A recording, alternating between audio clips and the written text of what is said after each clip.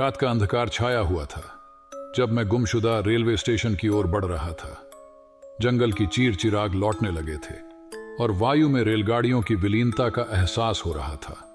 मेरे चरणों की ध्वनि रेल पटरियों पर गूंज रही थी और मेरी दिल की धड़कनें मेरे कानों में गूंज रही थी। धीरे धीरे मैंने अपने कदम बढ़ाए और रेलवे स्टेशन के द्वार पर पहुंचा। रेलवे स्टेशन का दृश्य चिंताजनक था। पुरानी और अवरुद्ध बनी हुई इमारतें अपनी कहानी सुना रही थीं। बिना चमकीले पेंट और पुराने रेलगाड़ियों के बिना यह स्थान जीवंत था, लेकिन अब वह अकेलापन से भरा हुआ था। मैंने अपनी ताकत इकट्ठा की और स्टेशन की ओर बढ़ते हुए अंधकार में घुसपैठ में धीरे धीरे चलना शुरू किया। मेरी आवाज फीकी थी, जैसे कोई मुझे दिखाई नहीं दे रहा हो। रेलवे स्टेशन की चीरों में हवा की विलीनता की आवाज सुनाई दी और मुझे लगा कि कोई वहां मेरे साथ है। मैंने अपने चरणों की ध्वनि को सुना, जो स्टेशन की धरती से गूंज रही थी। मेरी आंखें आसमान की ओर उठीं, जहां चांदनी की किरणें स्थिर थीं, लेकिन चांद के प्रकाश में भी स्टेशन के कोने में एक अंधकार अभी भी बना हुआ था, जैसे कोई वहां छिपा हुआ हो। मेरी धड़कनें तेज हो गईं और मैंने महसूस किया कि मेरा शरीर कांप रहा है। मैंने स्टेशन के अंदर की ओर मुड़ा और एक पुरानी इमारत की ओर बढ़ा। बिना किसी सांदिग्धता के मैंने उसे अवलोकित किया, जैसे कोई अदृश्य शक्ति मेरी ओर से उधेड़ हो रही हो। इमारत की बाहरी दीवारें पुराने थे और उनके चीरों में अंधकार का राज बसा हुआ था। मैंने एक निष्क्रिय प्राणी की तरह लगातार आगे बढ़ते हुए उस इमारत के द्वार की ओर ध्यान दिया। एक अत्यंत अंधेरे के बाद मैंने उस द्वार को धीरे धीरे खोला।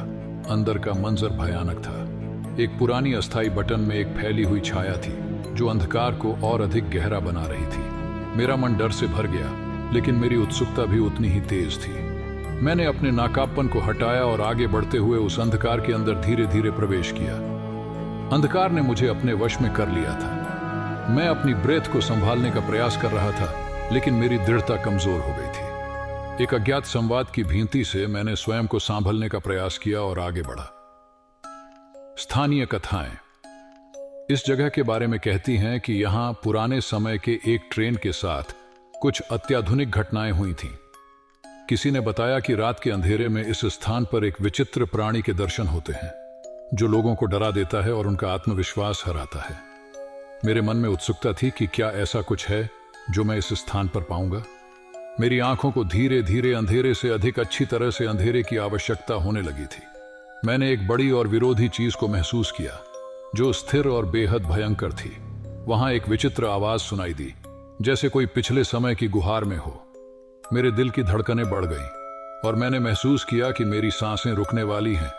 मैंने धीरे धीरे घड़ी की ओर देखा और वहां कुछ अत्याधुनिक प्रकार के अंधकार में कुछ अदृश्य रूप में कुछ आदमी या आदमियों के आकार होते हुए दिखाई दिए। मेरी सांसें बिल्कुल रुक गईं और मैंने अपने आप को बार बार संभालने का प्रयास किया। वे आदमी या आदमियों के आकार मुझसे धीरे धीरे नजरें मिलाने लगे और मेरी उत्सुकता की आग में मैंने धीरे धीरे मुड़कर उन्हें देखने का प्रयास किया। लेकिन जैसे ही मैंने अपनी नजरें उनकी ओर मोड़ी, वे अचानक गायब हो गए, जैसे कोई सपने में होता है। मेरा दिमाग घूम रहा था। क्या मैंने वास्तव में उन्हें देखा था या मेरा दिमाग मेरे साथ खेल रहा था? मैंने अपनी आंखें फिर से उनकी ओर मोड़ी, लेकिन कुछ भी नहीं था।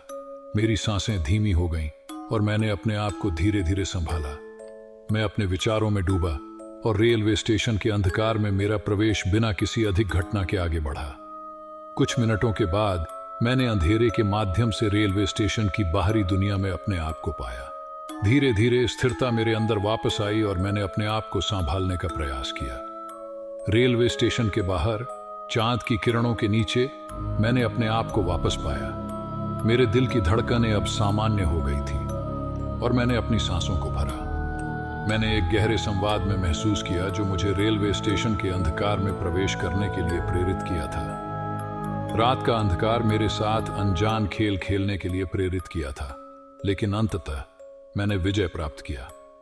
रेलवे स्टेशन के अंधकार में गुमशुदा अनुभव के बावजूद मैंने वहां कुछ नहीं पाया था, लेकिन मेरे प्राणी जीवन की इस अनोखी घटना ने मेरे मन को एक नई पहचान और एक अद्वितीय कथा के रूप में उजागर किया।